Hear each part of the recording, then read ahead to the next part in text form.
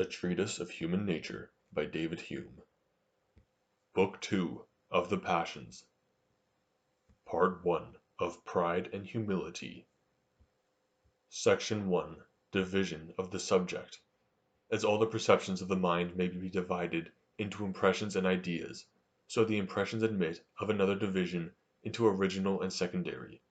This division of the impressions is the same with that which I formerly made use of when I distinguished them into impressions of sensation and reflection.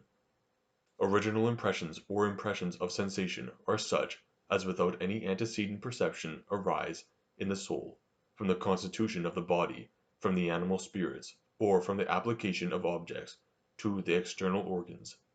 Secondary or reflective impressions are such as proceed from some of these original ones, either immediately or by the interposition of its idea. Of the first kind are all the impressions of the senses, and all bodily pains and pleasures. Of the second are the passions and other emotions resembling them. 'Tis certain that the mind in its perceptions must begin somewhere, and that since the impressions precede their correspondent ideas, there must be some impressions which without any introduction make their appearance in the soul. As these depend upon natural and physical causes, the examination of them would lead me too far from my subject, into the causes of anatomy and natural philosophy. For this reason I shall here confine myself to those other impressions, which I have called secondary and reflective, as arising either from the original impressions or from their ideas. Bodily pains and pleasures are the source of many passions, both when felt and considered by the mind, but arise originally in the soul or in the body, whichever you please to call it, without any preceding thought or perception. A fit of the gout produces a long train of passions, as grief, hope, fear, but is not derived immediately from any affection or idea.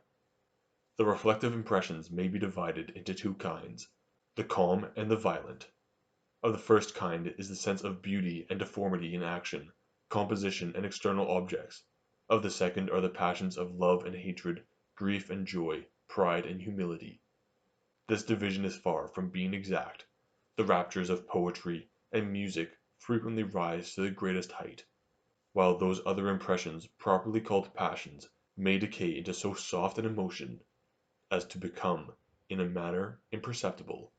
But as in general the passions are more violent than the emotions arising from beauty and deformity, these impressions have been commonly distinguished from each other, the subject of the human mind being so copious and various.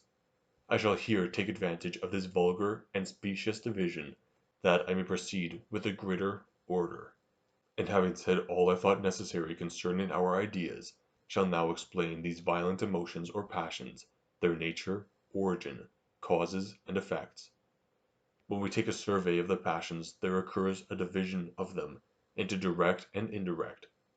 By direct passions I understand such arise immediately from good or evil, from pleasure or pain; by indirect such as proceed from the same principles, but by the conjunction of other qualities. This distinction I cannot at present justify or explain any farther. I can only observe in general that under the indirect passions I comprehend pride, humility, ambition, vanity, love, hatred, envy, pity, malice, generosity, with their dependents; and under the direct passions, desire, aversion, grief, joy, hope, fear, despair, and security. I shall begin with the former.